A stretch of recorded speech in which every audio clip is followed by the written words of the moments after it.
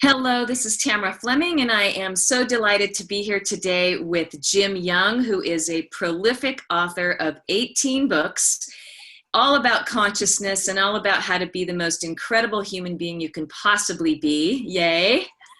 Yay. And quite a poet. I hadn't read much of your poetry until you sent me some recently, and wow, so deep and so enlightening. Very, very, very beautiful poetry. So Thank you. welcome to the show. And this is Tamra Fleming, and I'm the author of Upswing, 80 Mindful Practices to Shift Your Life from Blues to Bliss. And these interviews are all about having an enlightened conversation about topics that people may be struggling with, that we can help with in terms of our perspective. And today's topic is moving past resistance.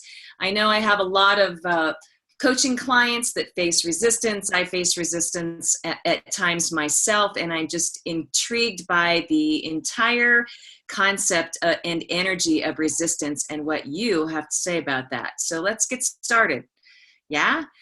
All right. So let's start with, what do you think resistance is? You're asking me that question when you've written a book that contains the definitive piece on it on page 204. Those of you who have Tamara's book, you definitely have to look it up on page 204 and get into her head a little bit while we talk about it. It's a delightful piece. Actually, every one of her entries is very thought-provoking, takes you deep into your inner self to respond to questions that you have. So read the piece on resistance. You don't have to do it now because we're going to talk about it, but you might want to do it now. Resistance to me deals with a mismatch. Hey, there it is. See, even she knows where it is. I forgot I wrote about it now. Yeah, I know. Well, I looked at your topics. I said, oh, I see what she's doing now. She's going to have 285 of these interviews with all the topics she has in her wonderful book. For me, resistance is about a mismatch. It's a mismatch between what our authentic calling is and what we're currently investing our energy in. When there's a mismatch, we feel like we're out of sorts, like we're stuck in the mud, like we're bumping our head against the wall. We just can't go anywhere. It's sort of like I feel I'm in this world, but not part of this world. Like, for goodness gracious, why doesn't anything work? And then we blame it on Mercury being in retrograde all the time, which has nothing to do with this. It has to do a lot more with whether we're really listening inward to what our purpose is in that particular moment. Last time we were together, we talked about listening. And my view is that until you develop your inner listening capacity, checking your own inner Google, if you will, for answers to everything, until you develop that capacity, we're going to tend to stay in our ego. And when we're over-invested in our ego and where it wants to take us, and by ego, I mean our beliefs and opinions about what we are, what we're doing, what we think we're supposed to be doing. When we're stuck in that, we keep ourselves separated from our authenticity. And I think, by the way, any sign of resistance, of stuckness, is a good thing. Just like I think when we recognize we're in our ego, it's a good thing. You say, well, why would you say that resistance is a good thing? Because it's telling us we're resisting. If we pay attention to it, we can say, okay, I have a little work to do here. Obviously, I'm taking my thought process way too seriously, taking myself way too seriously. I need to back off, take a big, deep breath, and check inside and say, what is this telling me about what resistance I'm putting up? It's not about somebody else. It's not about outer circumstances. It's how I'm dealing with those circumstances. It's sort of like, I hear a lot of people say, I hear a lot of women say, I don't trust men. I hear a lot of men say, boy, I'd never trust a woman again. But it's not the men or women that's the problem. It's how we're looking at trust with men and women is the problem. So it's all in here. When people ask me what my handicap is in golf, I say there's 6 inches between my ears. Well, it's the same thing with resistance.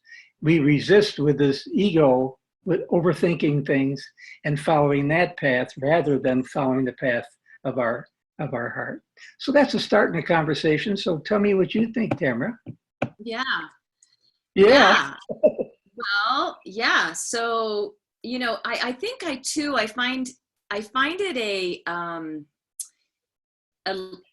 an energetic label in a way too. It is it's an energy that feels so uncomfortable that when it happens, you have to call it something. You have to say, okay, I'm in resistance, or I'm whatever, and because it feels so thick and tar-like and awful. So I think to everything you said, the labels that we put on things also keep us stuck.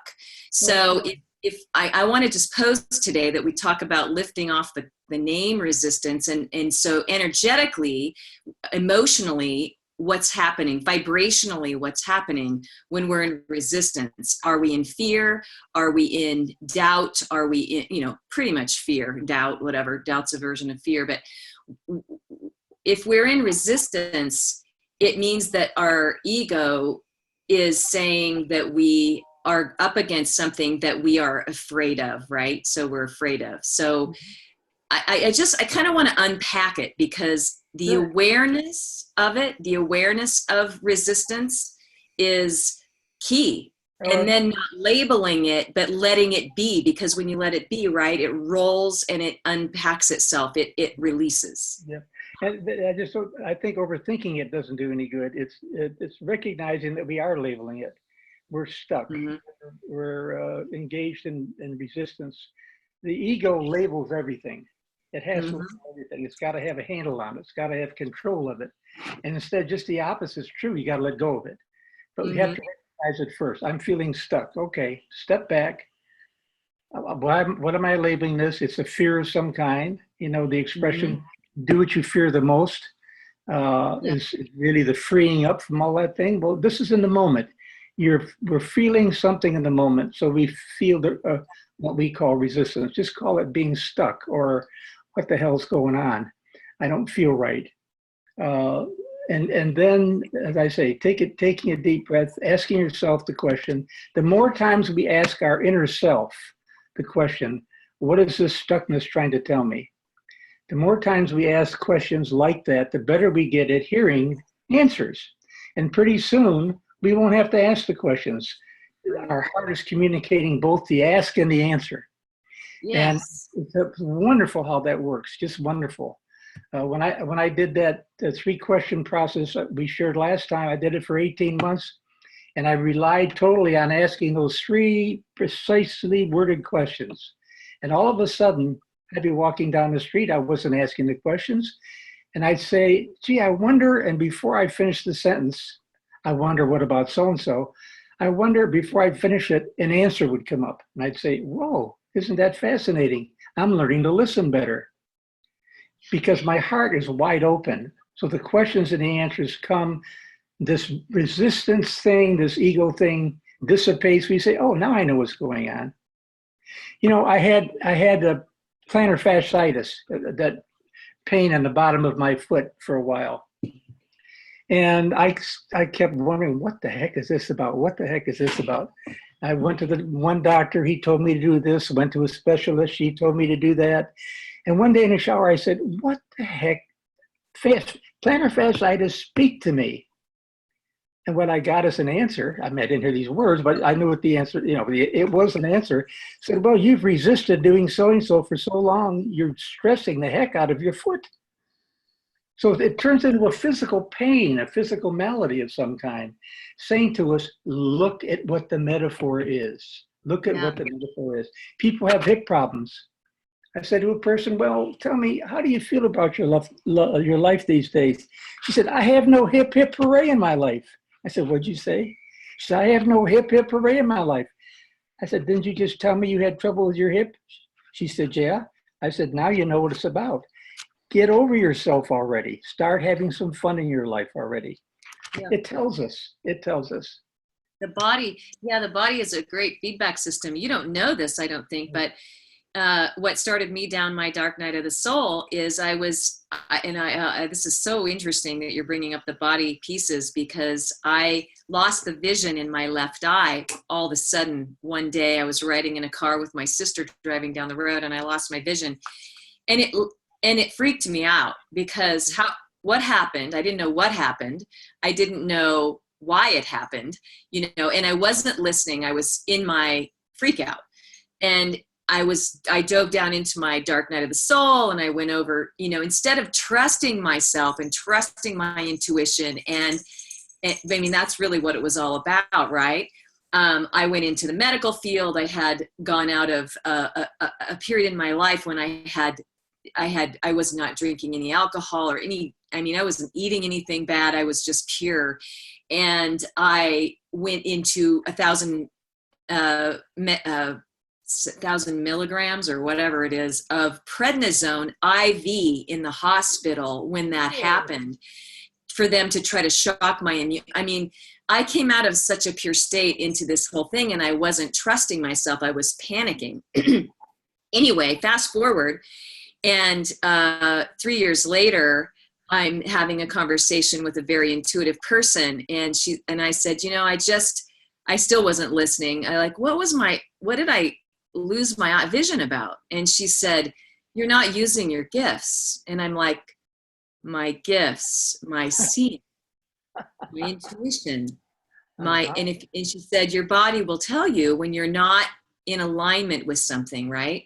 Yeah. And I just find that super fascinating that is really true. And so what you're saying, back onto the listening piece, which is go in and listen to anything when you feel tilted or in resistance or anything that doesn't feel happy and in flow, and ask what it's about, listen, and then shift.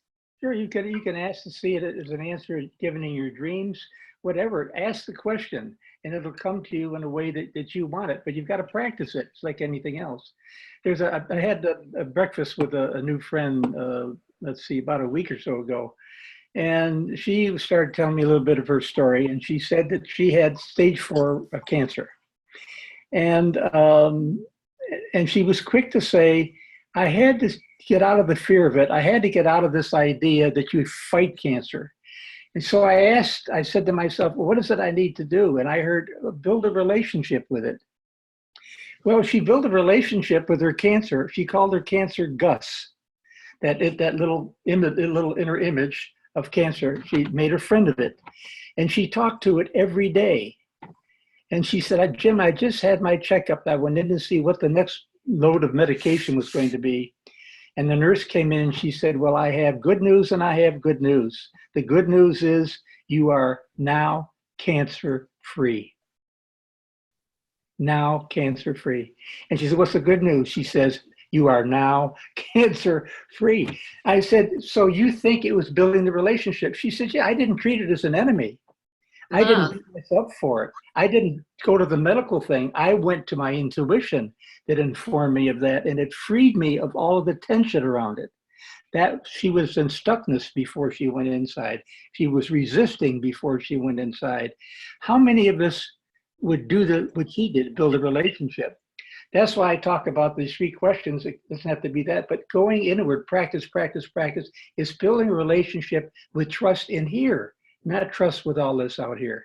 Mm-hmm. Mm-hmm. I've talked to people who say to me, I say to them, are you doing what you love to do? I mean, are you really thrilled by what you're doing? You have enthusiasm for it? And they say, well, sort of. I said, what do you mean? They said, well, I want to be an artist.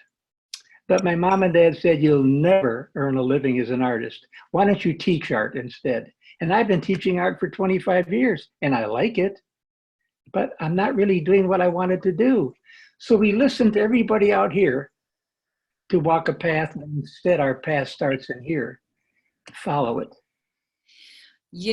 I was just listening to somebody else talk about this, and we've talked this week in my other videos about purpose and passion. And and a lot of people don't believe that they have a calling or a thing or a passion or whatever. And it's so untrue that every single person has something and it's sitting inside, and it's just getting connected to the joy that that brings. Exactly. It's not a huge formula or a huge mystery. It's like, what brings you joy?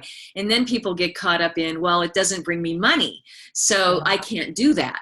And that's the false belief, because when you get into that kind of joy, then what your vibrational attraction factor and your peace and everything in your way of being is what then creates everything else in your world.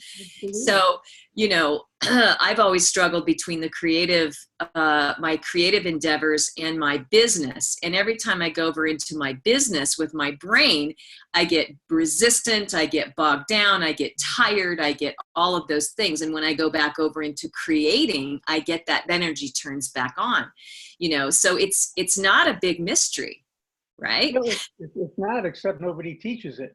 You have to at least be aware of it. Awareness is the key. If you're aware, and I was talking to someone very close to me the other day in my family, and I said, "Man, has your energy shifted?" He said, "What are you talking about?" I said, "Last time I talked to you, you were moaning and groaning and pointing fingers." And I said, "You're alive. What are you doing?" He said, "Well, I decided to do what I really wanted to do. And the heck with the rest of the world." Hallelujah. I said, "Are you listening to your enthusiasm?" And I'm looking in your eyes, you're on fire. I mean, when you speak and you're doing this kind of work, you are freaking on fire, right? Yep. Those are the fires of enthusiasm. To me, that's the burning bush. It is. It, Totally. absolutely. We are on fire with enthusiasm. That's what tells you you're doing the right thing in your life. Absolutely. Yeah, it's a cultural what is it, a smoke screen that we feel like we have to do these things in the world to be in the world, and like I was talking to you, I was listening recently, and I got the message, oh, you're teaching people doing and you need to be teaching people being. And I'm like, holy cow, right, of course, right? So but we are so culturally unconditioned for that allowance that, how do we unpack our conditioning of and our habits and our patterns, the way that we see that we have to be in the world. I want you to answer that. And I also want to say that the environment that you live in, like New York City or Montana or Seattle or San Francisco, wherever you live, has an architecture that puts you into a certain type of lifestyle. And that right there, you have to figure out a way to break free from, because your environment, if you just live within your environmental constructs, then you can get sucked into a conditioned way of being. Do you know what I'm saying? So take it away. Well, it's all conditioning. From birth, we're conditioned by our parents, by our siblings, by our friends, by our other relatives. And this society really fences us in. We allow and we take it on at some point, mostly out of naivete, but also later on by saying, no, I can't do that. I was told to do this, even though we may not verbalize it out here. That's what's going through our thinker. And so we follow it. We say, oh, I can't do this. I can't paint. I can't do this or that or the other. And yet, if we really listen, I've been thinking maybe I want to paint. And one of my grandsons came in one day. I mean, they were over here for dinner one night. And my grandson said to me, Papu, he says, are you painting yet? I said, what are you talking about? I said, I'm not going to paint my apartment. He said, I'm talking about painting. I said, where'd you ever get that idea? He said, I don't know. I'm just asking you. It just came out of nowhere. I thought, oh, there's synchronicity if I ever saw it, which, by the way, is another wonderful thing. If you find yourself getting into synchronicity, you're worried about an issue or you're feeling resistance and you're stuck and you're having coffee with a friend and you start talking about it and the friend says blah, blah, blah, blah, blah, and bam, there's your key. You've got to stay aware. Right. Aware, because, let's just get over the fact that everything is connected. In the unified field of energy. Everything is connected. It's all right there, right now, all the time. Mhm. And we compartmentalize. The brain can't take that knowing, right? The mind, I mean, the ego can't take that knowing. So when we see a synchronicity, it becomes a surprise, a shock, right? When it actually should become the expected norm. Absolutely. And a matter of fact, this particular person I just told you about, I said, tell me, if you had a lot of synchronicity in your life in the last week or so, he said, if I started now, I would take 15 minutes listening just in the last 3 days. He said, it's bam, bam, bam, bam, bam. I said, oh, you're letting things come into your life. You're now aware. They've been there waiting for you to show up. I mean, so there it is. It's Yeah. all waiting for us to show up, but we don't show up. Where do we Right. show up? Here? We go to the thinker. Yeah. Right. We go to what we think we should, shitting on ourselves. Don't shit on yourself. Enunciate a little bit there, would you? Yeah, that's right. Well, So go go ahead. ahead. I was going to say, Well, I just talking about we're talking about passion and purpose and authenticity and listening and being connected to the field, and what is resistance in terms of that. So if we look out in the world and we want to become absolutely non-resistant, we want to become flowful. What do you have to say about that? well, it takes practice. We didn't get where we were overnight. We've learned something very well, and it's called follow the ego. It's an insidious game that we've taught that's perpetrated and perpetuated forever. And it's a matter of, again, learning to listen. It's learning to be open to be aware of life around you. You take a walk, for gosh sakes, don't pump your arms 45 miles an hour and say, I've got to lose 10 pounds in the next half hour walking. Enjoy the walk, for goodness sakes. Hear the birds. Blow them a kiss as they fly by. Smell the flowers as you walk by. Listen to whatever. Greet people. I get very upset in this world when you say good morning to somebody, nothing. The other day I ran into somebody on my walk along the Willamette River here, 5 minutes away, and this person was lit on fire. Oh, good morning. Isn't this a wonderful day? And I want to say to her, are you from another planet? Where'd you come from? Most people walk with their heads down, or they've got plugs in their ears to listen to music. They're not paying attention to anything else. Nothing wrong with music, but when do you enjoy nature? We're not really building an awareness. As I look at you on the screen here, I'm aware of what you're doing with your mouth, what you just did with your mouth right now, where your eyes went 15 seconds ago. You're nodding. That's part of communication, part of building relationship, is being aware of those clues and cues about what communication is really about. And it's a wonderful gift, but it takes practice. Nothing is going to change like this. But if you build your capacity, which really is your capacity for being aware, it's been there. Everything we need is all stored up in your inner Google. It's all there. You just got to become aware. Yeah, that's what I call it. I don't say Google so-and-so. I say, okay, give me the answer I need here. And it shows up within minutes, in a way that I'll recognize it. Yeah. But it's practice. Every one of these hairs, this white hair, those used to be black. Every one of those hairs that turned white was when I failed to ask inward, and I stuck with the outward, and I'll turn my hair white.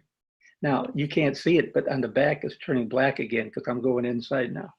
No, it's not. Ooh, I'm going to try that. Like, can I turn my hair blonde? Because You it's already not. did a good job of that. Yeah. Yeah. Oh, that's too great. That's awesome. Hey, now that's an anti-aging formula right there. Well, interestingly, it is an anti-aging because you forget about things like age. You don't, oh, I'm going to turn 50 my next birthday, or 60 or 40, whatever it is. Those things don't weigh the same when you're aware of what the immensity of your being is beyond age.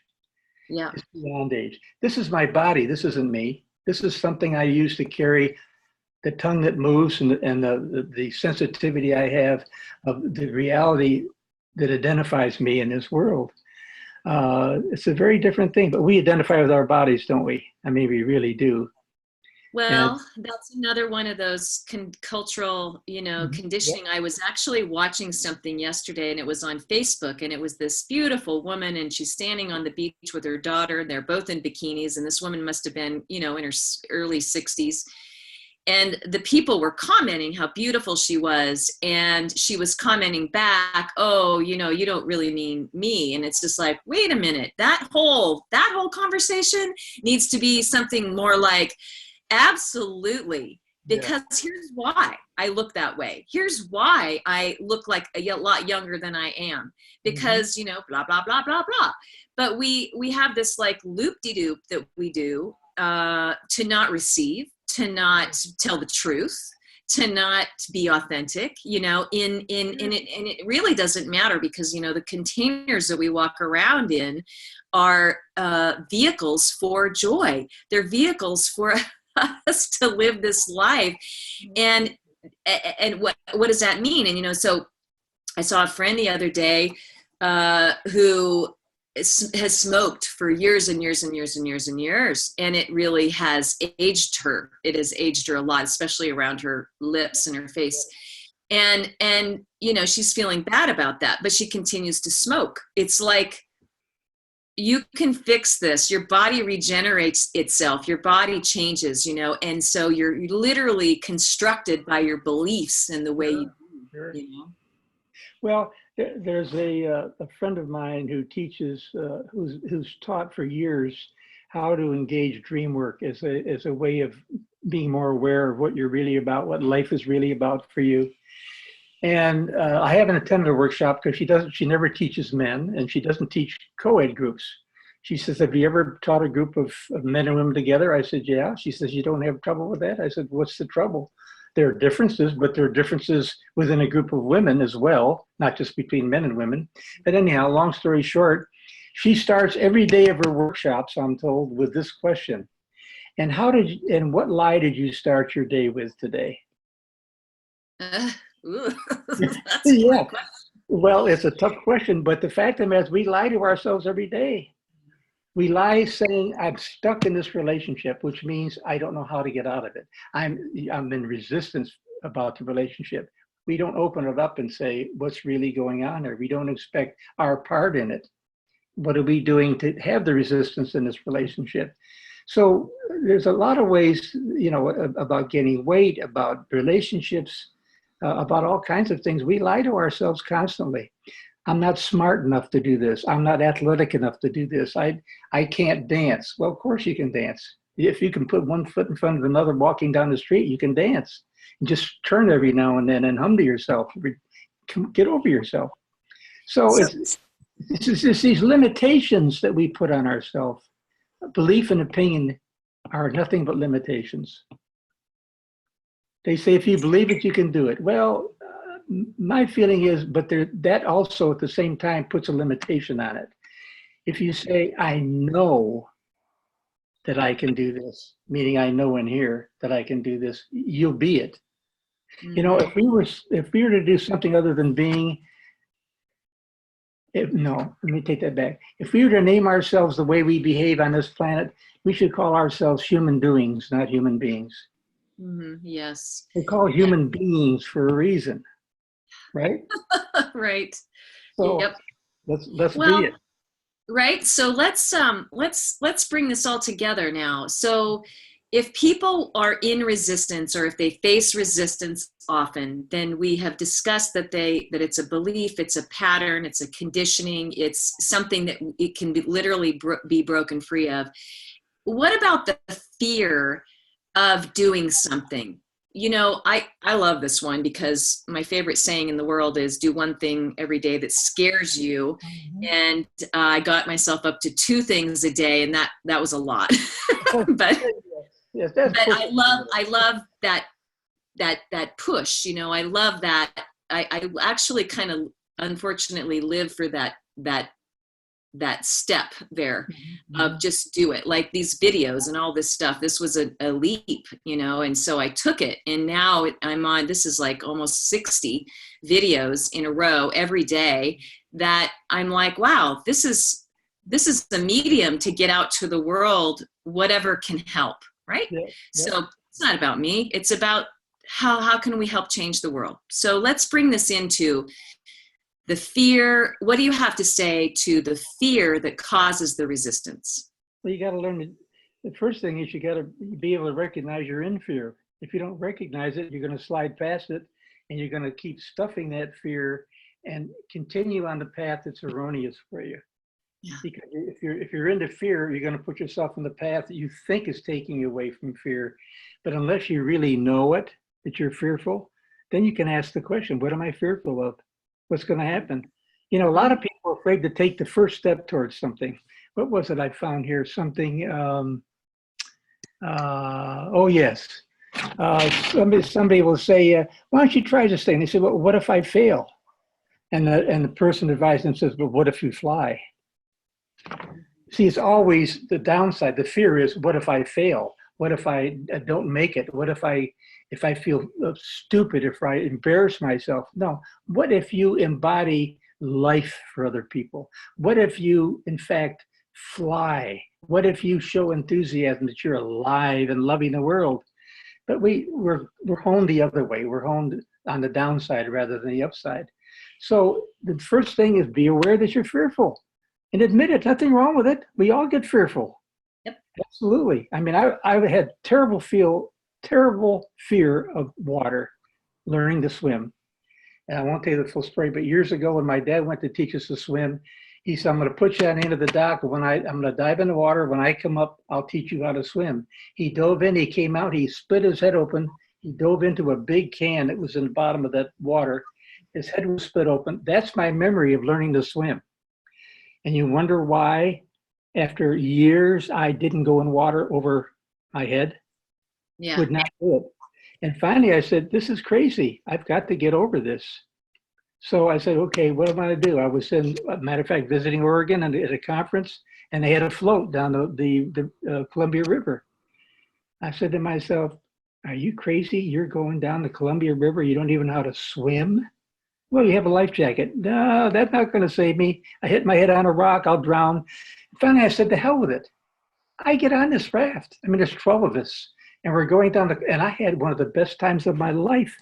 There was no fear once I took that first step into the raft. I mean, a little bit, and then I taught myself to get in the pool where the water was only waist high, and I learned to float across on my back. Then I learned to flip over. I still won't swim in water over my head, but because I haven't gone there yet. But those little steps of saying, no, you fear you're not going to win this one. I'm going to win this one. And when you do that for yourself, one step at a time, the next step shows up. Awesome. So there, yeah. So there, awesome. Awesome. So we have so many tips in this video for people to break through, you know, but sometimes it just comes down to just do it. Right. And I think that there's a lot of validity in that. And I know that when I've taken big leaps in my life, I've just stepped without thinking. And I say that with a little bit of a caution, because of course you want to think through some things to make sure you're making a decision that feels right from you, or you want to check in and do what we're talking about, which is listening. Mm-hmm. And but do it. Just go ahead and do it, because either way you're going to win. You're going to win by getting a lesson that you're going to learn something really valuable, or you're going to just take a step forward in your life and set yourself more free, right? Absolutely. Absolutely. Yeah. Well, is there anything else left on what we need to share today about moving past resistance? Anything else you want to share? Yes, I have a wonderful affirmation that I found in this treasure of a book. In case you haven't gotten it, it's Upswing. It is a wonderful piece of work. And the affirmation is, I am allowing and living in non-resistance. Pardon me, let me start that again. I am allowing and living in non-resistance with grace and ease. Grace is the gift that never stops giving. We think we have to earn it. No, it's there constantly. Tap into it. Yeah, grace. Good one. Good one. Yeah, yeah. Well, I have so enjoyed our time today together. We are going to keep doing this periodically as we come up with juicy topics for our listeners. Yeah. And I just love you, Jim Young, and I'm so grateful that you're in my sphere of possibilities and potential. It's awesome. I had been waiting for you all the time. You just had to show up. Yeah, that's right. I will put in this post with this video how to reach Jim and how to take advantage of his amazing 18 books. Which book would you recommend the most of yours that fits our topic today? Today, uh, pick one from 1 to 18. But I Yeah. think the one that gives you, I think the foundation for looking at things the way we've talked about is Aware in a World of Sleep. I mentioned it last week too. Aware in a World of Sleep. It really speaks as how we got where we are, how we go beyond where we are, how to open up the way we talked about it this morning. And I know that if you get Tamara's book and go through it, you're going to find a gazillion ways to deal with this that'll benefit you and all around you. That's the important thing. Oh, So there, and I'm not even on her payroll, by the way. you're such a good fan. I love it. I love it. Well, you can reach Jim at creationspirit.net, and I will put all of his Facebook links and Twitter links and YouTube channel links. That he has a number of other videos as well. And it's a wrap for today. How about that? Thanks, Tamara. Love you. I love you too. We'll do it again. All right. Thanks. Bye Bye for now. bye.